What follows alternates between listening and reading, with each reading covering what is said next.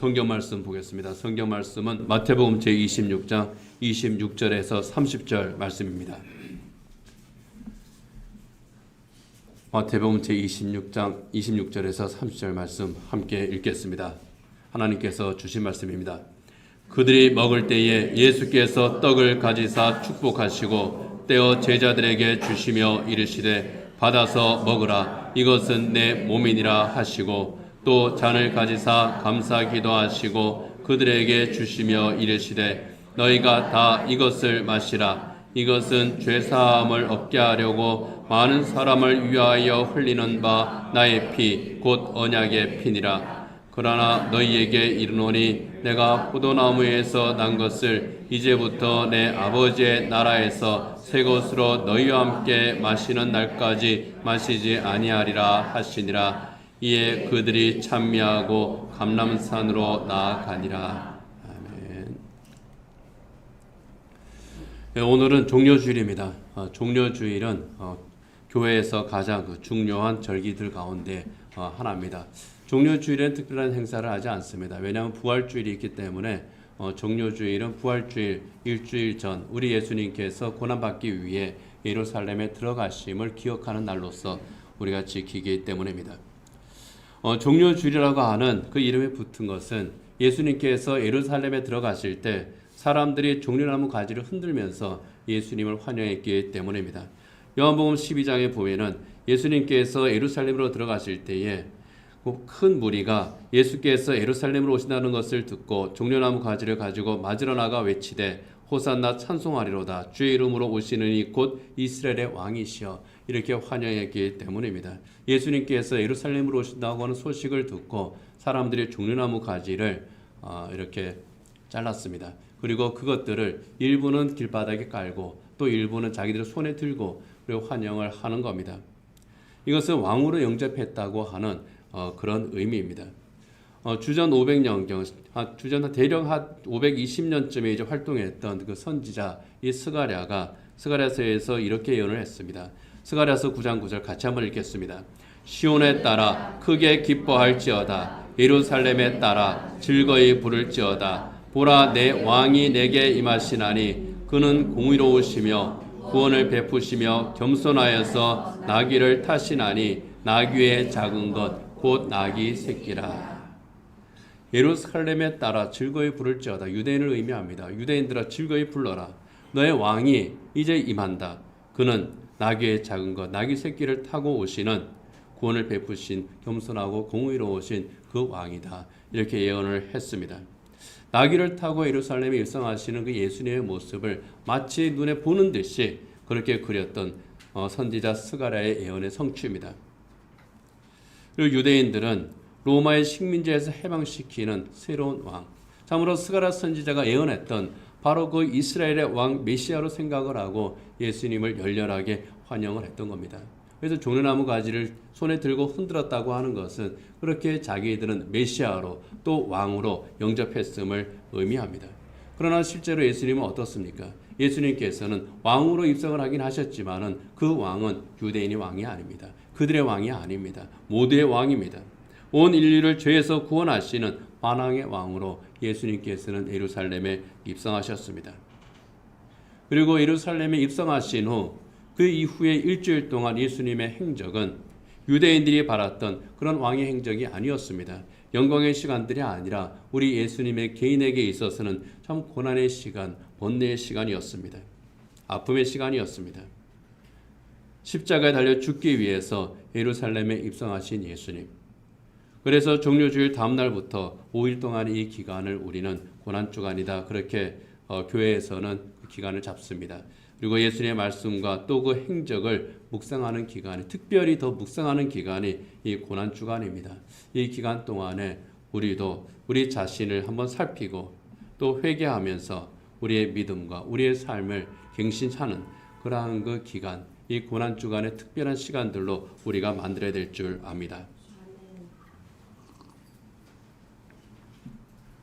우리의 생활에 특별한 변화는 없겠지만은 그 가운데에서도 우리는 더 절제해야 되고요. 더 성찰해야 되고요. 더 예수님과 닮아가는 삶을 우리가 살기를 힘써야 될 줄 압니다. 오늘 우리가 읽은 이 성경 말씀은 예수님께서 그렇게 예루살렘에 입성하신 후에 4일이 지났을 때에 그때 한 장면입니다. 예수님께서 십자가에 달리시기 전날 저녁 식사 자리에서 있었던 사건이 오늘 우리가 읽은 이 본문의 사건입니다. 예수님과 제자들은 십자가를 지시기 바로 전날 밤, 그러니까 6월절 전전날 밤이죠. 그때 예수님께서는 마가 요한의 집으로 짐작되는 한 집에 모였습니다. 그 집에 모여서 마지막으로 저녁 식사를 함께 하셨습니다. 우리는 이 저녁 식사를 최후의 만찬이다 그렇게 부릅니다. 레오나르도 다빈치가 그린 저 최후의 만찬의 그림은 너무나도 유명합니다. 그래서 예수님께서 이 제자들과 함께 가지셨던 식탁의 모습은 저랬을 것이라고 전부 다 생각을 합니다. 그러나 그렇지 않습니다. 넓은 테이블 중앙에 예수님께서 앉으시고 뒤에는 창문이 있고 좀 뭔가 좀 분위기가 있고 운치가 있는 그런 자리. 좌우에 제자들이 이어서 3명씩 이렇게 6명이 나뉘어져서 예수님을 중심으로 저렇게 좀 맛있게 식사하고 있던 좀 뭔가 좀 분위기 있는 그런 자리로 생각하겠지만은 그 당시에 유대인의 식탁은 그렇지는 않습니다. 다음을 넘기면은요. 오히려 식탁에 둘러앉아서 정말 비스듬히 어떤 사람은 비스듬히 누워 있고 또 어떤 사람들은 예수님에게 이렇게 집중하고 있고 저런 식탁의 모습 조금 좀 소박해 보이는 그런 식탁이 오히려 유대인의 식탁 자리였습니다. 아마도 예수님께서 제자들과 마지막 식사를 하셨던 바로 그 최후의 만찬의 자리, 그 자리는 레오나르도 다빈치가 그렸고 또 비슷하게 또 많이들 그렸어요. 그러한 조금은 뭔가 있어 보이는 그런 식탁의 자리가 아니라 저는 소박한 식탁의 자리였습니다. 최후의 만찬이라고 하니까 특별한 잔치 그런 선입견이 딱 들어오게 되죠. 그렇지만은 소박한 식탁의 자리였다고 하는 거고요. 그리고 저 식사 자리는 6월절 식사 자리이기도 했습니다. 6월절은 이스라엘 민족이 출애굽하게 되었을 때에 하나님께서 그들을 구원하신 사건, 어린 양을 잡아서 그 피를 문설주에 바르고 이스라엘 사람들은 곧 출애굽을 해야 되니까 급히 서서 그 떡과 그 무교병이죠. 떡과 쓴나물을 먹으면서 언제든지 떠날 준비를 하고 음식을 먹었던 바로 거기에서 유래한 것이 6월절 식사입니다. 그렇기 때문에 풍성한 그런 식탁이 아니라 참 소박한 식탁, 마른 떡과 또 쓴 나물이 있었던 그런 식탁이 6월절 만찬 자리였습니다. 그곳에서 예수님께서 식사를 하시는 겁니다. 오랜 기간이 지나면서 6월절 식탁은 나름대로 어떠한 그 격식이 갖추어졌습니다. 그래서 6월절 식사 만찬을 그것을 규정해 놓은 유대인의 규정집이 있거든요. 예식 책이 있습니다. 거기에 보면은 총 15단계에 걸쳐서 6월절 만찬을 진행을 합니다. 이 페삭 세데르라고 하는 이 6월절 식탁은요. 제일 처음에 축복 선언을 먼저 합니다. 축복 선언을 하고 전부 다 이제 손을 씻어요. 정결 의식을 하는 거죠. 그리고 그 다음에 포도주 그리고 mat자라고 하는 그 무교병 누룩이 들어가지 않은 빵이라고 하기에는 너무 퍽퍽한 크래커 비슷한 거로 생각하면 됩니다. 그런 그 과자 비슷한 맛없는 과자 그거하고 포도주 그리고 쓴나물 파슬리처럼 생긴 그런 쓴나물입니다. 이것을 준비해서 파슬리를 소금물에 찍어 먹어요. 소금물에 찍어 먹는 것은 이집트에서 우리가 흘렸던 그 눈물 그것을 상징을 하는 겁니다. 이것들을 순서에 나누어서 15단계의 순서에 나누어서 그것을 먹습니다. 먹으면서 6월절의 의미에 대해서 자녀들에게 가르쳐 주는 겁니다. 우리가 왜 이 누룩이 들어가지 않은 이 딱딱한 과자 같은 빵을 먹어야 되는지 이걸 가르쳐 주고요. 왜 우리가 쓴 나물을 소금물에 찍어 먹는지 그것을 가르쳐 줍니다. 그리고 포도주는 처음 시작할 때부터 마지막 마실 때까지 모두 4번에 걸쳐서 나누어 마십니다. 우리 성찬식 할 때 딱 한 잔만 하는데 우리 4잔 할까요? 네. 모두 4번에 걸쳐서 이 포도주를 나누어 마시는데 마지막 4번째 잔이 엘리야의 잔이라고 합니다. 엘리야는 유대인들에게 있어서 엘리야는 메시아를 상징하는 그런 선지자였습니다. 그래서 구원의 소망과 같은 엘리야가 다시 올 때 우리가 해방된다. 어떠한 그 희망을 가졌던 것이 바로 엘리야거든요. 그래서 이 마지막 네 번째 잔을 엘리야의 잔. 모세가 이스라엘을 구원했던 것처럼 하나님의 명령을 받아서 이스라엘을 구원했던 것처럼 제2의 엘리야가 다시 와서 우리를 구원할 것이다. 그런 그 소망으로 마시는 것이 이 마지막 네 번째 잔입니다. 이 네 번째 잔을 마친 후에 시편 찬송을 부르고 6월절 만찬이 끝나는 겁니다. 그리고 우리 내년에 다시 예루살렘에서 만납시다. 서로 축복하고 흩어진다고 그래요. 예수님과 제자들의 식탁은 바로 그러한 6월절 식탁이었습니다. 바로 그 식탁 자리에서 예수님께서 특별한 그 세레머니를 하신 겁니다. 아마 6월절 식사를 마칠 때쯤이었을 것 같아요. 마지막 네 번째 잔을 나누기 직전이었을 것 같습니다. 예수님께서는 그때 이 무교병, 이 맞자 이것을 떼어주시면서 제자들에게 말씀을 하시는 겁니다. 마태복음 26장 26절 같이 한번 읽겠습니다. 그들이 먹을 때에 예수께서 떡을 가지사 축복하시고 떼어 제자들에게 주시며 이르시되 받아서 먹으라 이것은 내 몸이니라 하시고.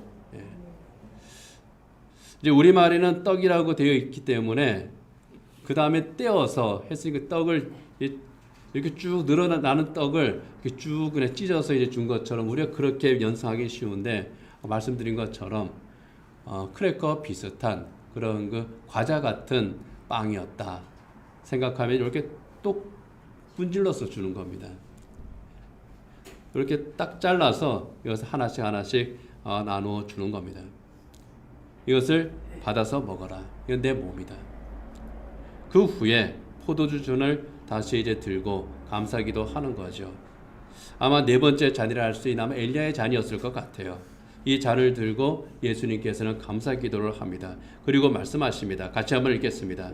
또 잔을 가지사 감사기도 하시고 그들에게 주시며 이르시되 너희가 다 이것을 마시라. 이것은 죄 사함을 얻게 하려고 많은 사람을 위하여 흘리는 바 나의 피 곧 언약의 피니라. 빵을 잘라서 빵을 찢어서 나눠 주시면서 이것은 내 몸이다. 그리고 포도주를 나눠 주시면서 이것은 내 피다. 이렇게 말씀하신 것은 우리 예수님의 그 십자가를 시청각으로 제자들에게 보여주시는 겁니다. 십자가 위에서 그 몸이 찢기고 피를 흘리심으로 우리 죄를 대속하시는 제물로 드려지시는 것을 우리 예수님께서는 제자들에게 다시 한번 말씀을 하시는 겁니다. 그리고 이것을 너희가 기억을 하고 기념을 해야 된다. 십자가에 달린 이후에는 이것에 대해서 말씀하실 기회가 없거든요. 그래서 십자가에 달리시기 전에 내가 이제 십자가에 달려 죽을 것인데 그 의미가 어떤 것이다. 제자들에게 말씀하시면서 너희는 이것을 기억해야 된다. 이것을 기념해야 된다. 그렇게 말씀을 하고 계시는 겁니다. 예수님께서 십자가에서 죽으심으로 우리가 죄에 대해서 죽고 예수님께서 다시 살아나심으로 우리가 예수님과 함께 구원을 받은 하나님의 새 사람으로 다시 태어나는 겁니다. 그것을 예수님께서 상징적으로 미리 보여주시는 겁니다. 로마서 5장 10절 말씀 같이 한번 읽겠습니다. 곧 우리가 원수 되었을 때에 그의 아들의 죽으심으로 말미암아 하나님과 화목하게 되었은즉 화목하게 된 자로서는 더욱 그의 살아나심으로 말미암아 구원을 받을 것이니라. 십자가의 의미가 바로 이거야. 십자가 위에서 내 몸이 찢기고 내가 피를 흘릴 터인데 그 의미가 바로 여기에 있다. 우리 예수님께서 말씀을 하시는 겁니다. 예수님께서 화목제의 제물로 하나님 앞에 드려지실 것을 제자들에게 상징적으로 보여주는 그 사건이 바로 이 식사 자리에서 있었던 겁니다. 사실 이것은 예수님께서 그때에만 말씀하신 것이 아니라 오히려 그 한참 전에 분명하게 말씀하신 적이 있습니다. 벳세다 광야에서 보리떡 5개와 물고기 2마리로 5,000명을 먹이신 후에 예수님께서는 배를 타고 건너편으로 가셨습니다. 사람들이 쫓아왔습니다. 그때 예수님께서 사람들에게 나는 내가 생명의 떡이다. 너희가 먹을 것 때문에 나를 쫓아왔느냐? 그것들은 너희들 잠시 배가 부르고 시간이 지나면은 다시 배가 고플 수밖에 없지만 내가 너에게 주는 참 생명의 떡이 있다. 영원히 배고프지 않는 참 생명의 떡이 있다. 예수님께서는 그것을 말씀하십니다. 그러면서 그 의미를 또 분명하게 사람들에게 말씀하시는 것이 요한복음 6장 53절이야 55절에 나옵니다. 같이 한번 읽겠습니다. 예수께서 이르시되 내가 진실로 진실로 너희에게 이르노니 인자의 살을 먹지 아니하고 인자의 피를 마시지 아니하면 너희 속에 생명이 없느니라. 내 살을 먹고 내 피를 마시는 자는 영생을 가졌고 마지막 날에 내가 그를 다시 살리리니 내 살은 참된 양식이요 내 피는 참된 음료로다.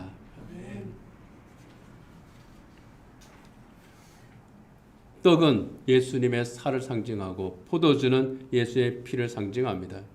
예수님께서는 그것을 먹고 마시는 것이 곧 예수님의 살과 피를 먹고 마시는 것과 같다고 말씀합니다. 실제로 먹는 건 아니죠.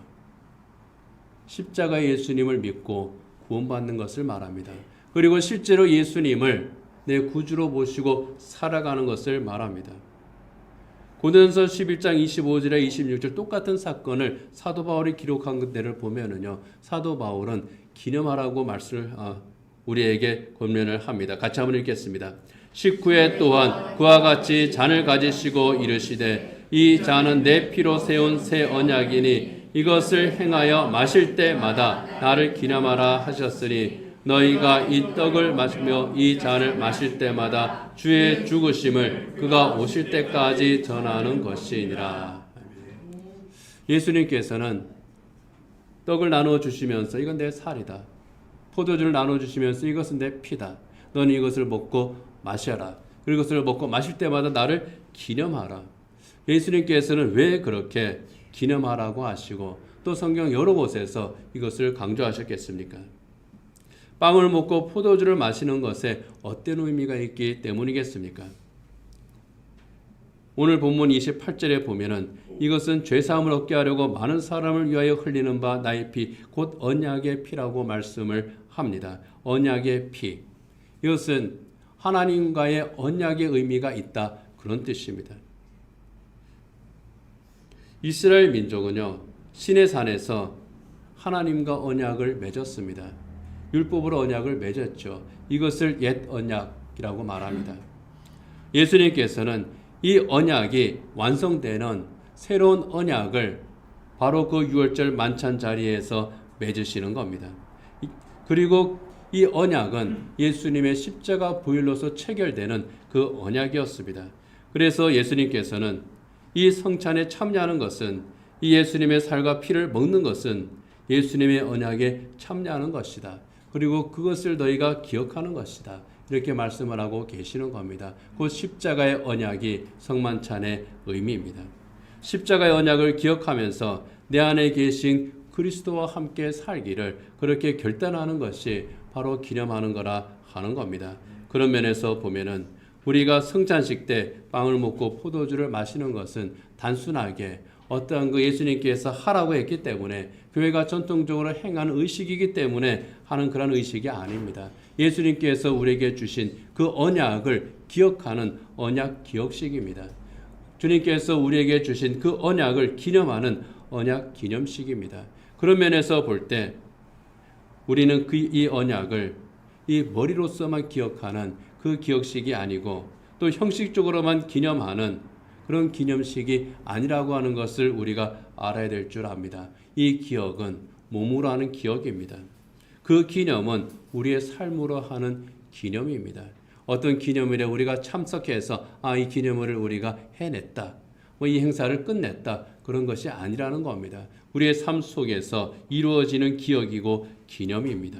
그래서 예수님께서는 너희는 이것을 먹고 마시는 것이라고 말씀을 하는 겁니다. 연속성이 있는 겁니다. 그런데 초대교회 당시 교회를 박해하던 이 로마 제국 큰 헛소문을 하나 퍼뜨렸습니다. 기독교인들로서는 굉장히 치명적인 그런 헛소문이었습니다. 기독교인들이 인육을 먹는다고 한 겁니다.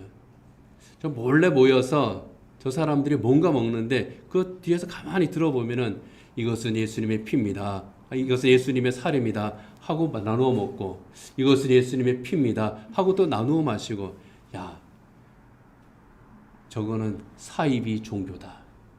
실제로 그랬습니다. 그래서 초대교회 당시 기독교인들은 사람 고기를 먹는 그런 거 아주 사교 집단이다, 그런 그 오해를 받았고 그 누명을 뒤집어 씌워서 핍박을 했습니다. 우리나라에 복음이 처음 들어왔을 때도 그 비슷한 일들이 있었다고 그래요.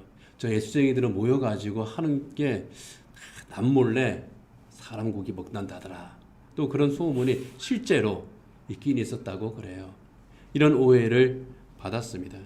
그러면은 사이비 종교 집단으로 몰렸으니 요즘보다 더한 사회적 혐오의 대상이 되었겠죠. 그럼에도 불구하고 기독교인들은 꿋꿋하게 이 전통을 지킵니다. 왜 지킵니까? 정말 너무나도 중요한 의미, 예수님의 십자가를 우리가 기억을 하고, 그리고 십자가의 예수님을 내 안에 모시고 내가 또 예수 안에서 사는 그 의미가 여기에 있기 때문입니다. 예수님의 살을 먹고 예수님의 피를 마신다고 하는 것은 예수님과 내가 하나됨을 의미하는 아주 중요한 의식이기 때문입니다. 예수님과 내가 하나가 된다고 하는 것은요, 내 안에 예수님께서 임재하는 것을 의미합니다.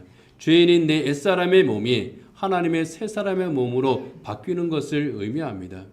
예수님으로 말미암아 내 안에 흐르고 있는 그 죄악의 피가 다 빠져나가고 예수님의 보혈로 깨끗해진 하나님의 새 사람으로 우리가 다시 태어나는 것을 의미합니다. 그래서 이 성찬식에 우리가 참여한다고 하는 것은요, 내가 예수님으로 말미암아 새 생명을 얻은 하나님의 새 사람이 되었습니다. 내 옛사람은 죽고 이제 나는 하나님의 새 사람으로 살아갑니다. 그러한 신앙 고백이 바로 이 성찬에 있는 겁니다. 그래서 요한복음 6장 56절에 57절에서 예수님께서 예수님의 살을 먹고 피를 마시는 자에 대해서 이렇게 말씀을 합니다. 같이 읽겠습니다.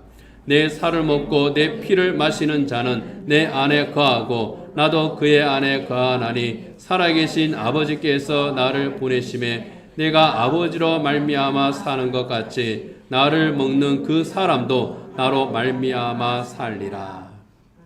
예수님으로 말미암아 살리라.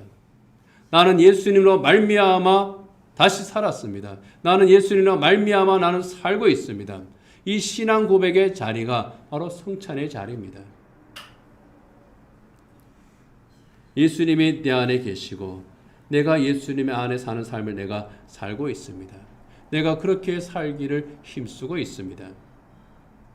갈라디아서 2장 20절에 보면은 사도 바울이 유명한 신앙 고백을 하죠. 우리가 아는 이 신앙 고백 같이 한번 읽겠습니다. 내가 그리스도와 함께 십자가에 못 박혔나니 그런즉 이제는 내가 사는 것이 아니요 오직 내 안에 그리스도께서 사시는 것이라. 이제 내가 육체 가운데 사는 것은 나를 사랑하사 나를 위하여 자기 자신을 버리신 하나님의 아들을 믿는 믿음 안에서 사는 것이라. 한마디로 말하면 나는 내 안에 계신 예수님으로 말미암아 사는 사람입니다. 예수님으로 말미암아 예수 안에서 사는 사람, 예수께서 내 안에 사는 사람, 예수님께서 내 안에 살기를 기뻐하는 사람, 예수님께서 내 안에 살기를 거북해하지 않는 사람.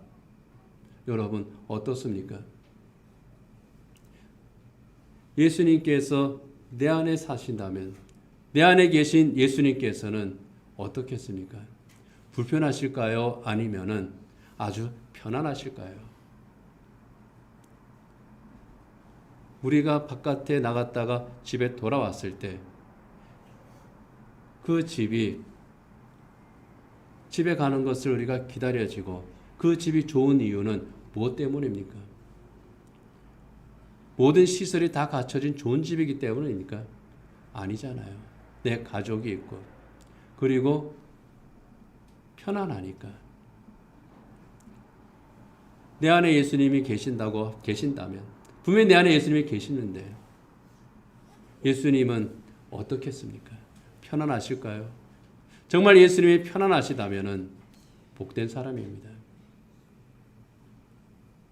반대로 내가 예수님 안에 분명히 있는데 예수 믿는 사람이라면은 바울이 고백한 것처럼 내 안에 그리스도께서 사시고 내가 또 그리스도 안에 거하는 것인데 예수님께서 분명히 그렇게 말씀하셨는데 어떻습니까? 내가 예수님 안에 거하는 그런 느낌이 있습니까? 그런 기쁨이 있습니까? 그런 감사가 있습니까? 바울의 고백은요, 내 옛사람은 죽고 하나님의 아들을 믿는 믿음 안에서 거듭난 하나님의 새 사람으로 주님과 함께 살고 있습니다. 바로 그것 때문에 예수님께서 십자가에 못 박히셨고 그래서 내가 그리스도와 함께 십자가에 못 박혔습니다. 이렇게 선언을 하고 있는 겁니다. 예수님이 예수님의 십자가를 지셨습니다. 나를 위한 십자가였습니다. 그러니 나도 내 십자가를 지겠습니다. 예수님께서 십자가에 못 박히셨으니 나도 그 십자가에 못 박히겠습니다. 내가 제하는 십자가가 있다고요? 십자가 지겠습니다. 예수님과 함께 십자가에 못 박히고 예수님과 함께 죽겠습니다. 그곳에 놀라운 일이 일어나는 겁니다. 그 십자가가 고난의 십자가, 절망의 십자가, 수치의 십자가가 아니라 생명의 십자가, 소망의 십자가, 사랑의 십자가가 되는 겁니다. 예수님이 십자가에 달리셨을 때 사람들이 볼 때에는 실패자로서 십자가에 달려 죽으신 겁니다. 그렇게 큰 소리를 치더니 죽었구나. 죽은 자도 다시 살렸다고 그렇게 사람들에게 인정을 받고 다니더니 정작 너 자신은 살리지 못하는구나. 그런 조롱을 받으면서 십자가에 못 박혀 죽으셨습니다. 그러나 어떻습니까? 사람들이 실패라고 말할 그때에 가장 크고 놀라운 가장 위대한 성공이 그 십자가에서 일어나지 않았습니까? 하나님의 구원 계획이 그곳에서 성취되지 않았습니까?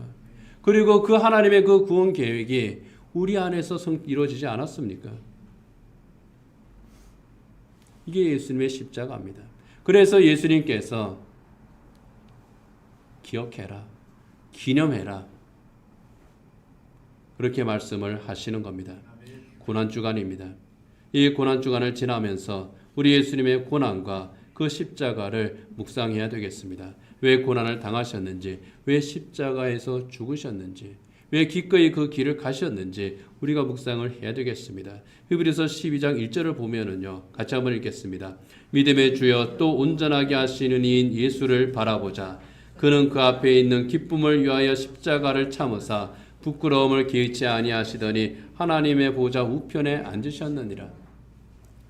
그 앞에 있는 기쁨을 위하여 십자가를 참으사 부끄러움을 개의치 아니하신 주님. 예수님 자신을 위한 십자가가 아니라 우리를 위한 십자가인데 그 십자가를 지신 그것에 개의치 않으셨고 그리고 예수님께서는 홀로 그 길을 가셨고 기꺼이 가신 그 십자가인 겁니다. 왜 그러셨습니까? 우리는 알잖아요.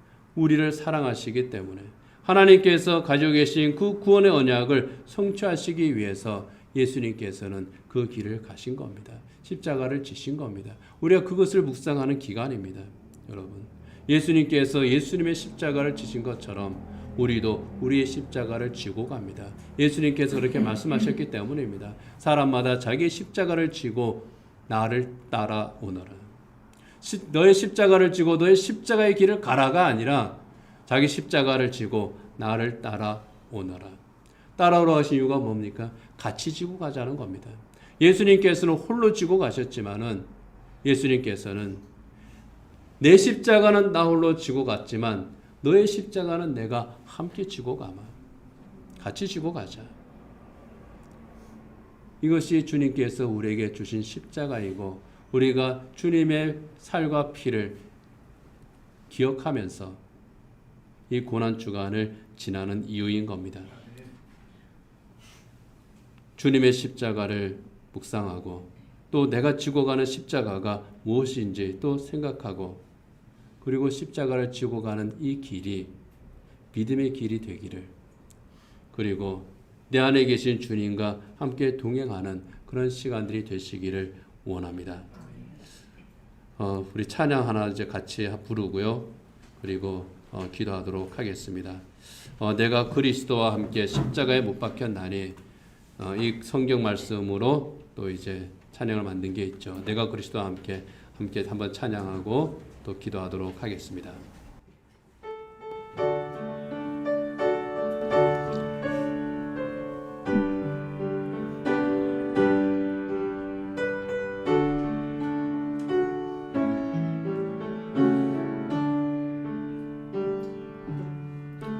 내가 그리스도와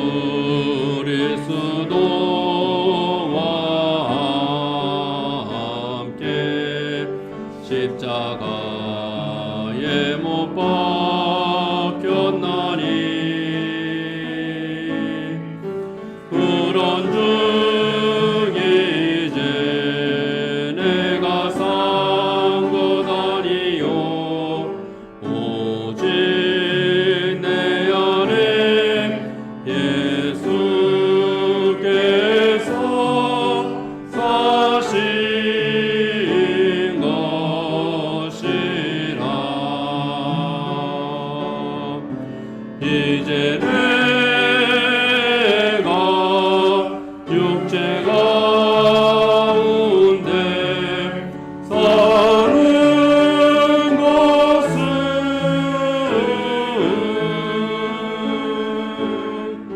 나를 사랑하사 자기 못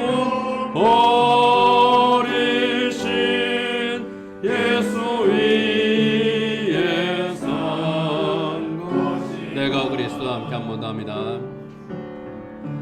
내가 그리스도와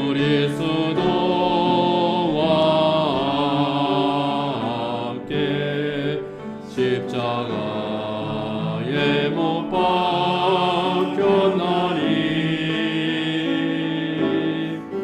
그런즉 이제 내가 산 것 아니요 오직 내 안에 예수께서 사신 것이라 이제 내가 육체 가운데 사는 것은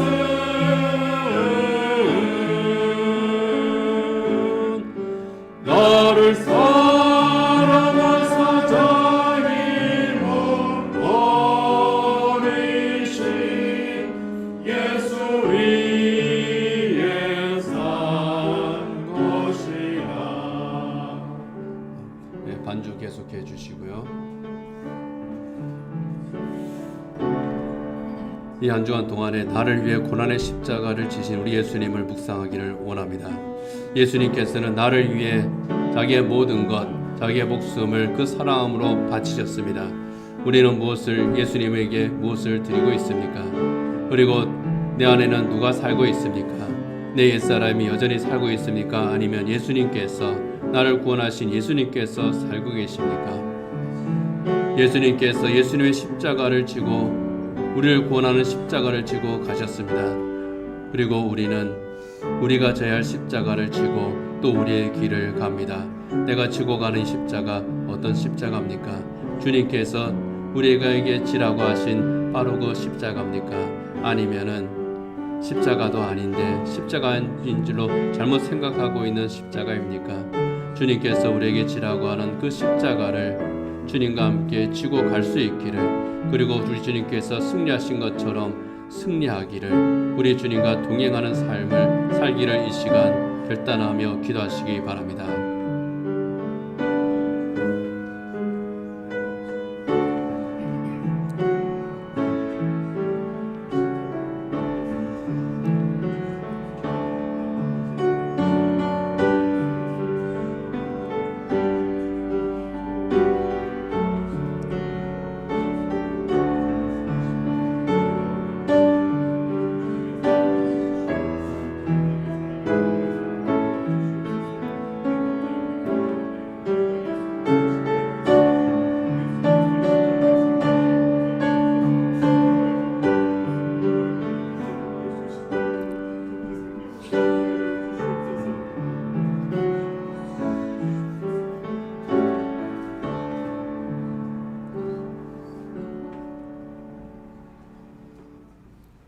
오늘 종려주일입니다. 다음 한 주간은 고난주간입니다. 우리 주님께서 무엇 때문에 예루살렘에 가셨고 무엇 때문에 고난을 당하셨는지 저희들이 생각하게 하여 주시옵소서. 나를 위해 살이 찢기시고 피를 흘리신 것을 저희들이 기억하게 하여 주시옵소서. 내 옛사람이 우리 주님의 십자가에서 죽고 하나님의 새 사람으로 다시 태어났으니 하나님의 새 사람에 합당한 삶을 저희들이 온전히 살아가게 하시고 내 안에 계신 예수 그리스도와 동행하며 살아가는 복된 그리스도인들이 되게 하여 주시옵소서. 예수님 이름으로 기도드립니다. 아멘.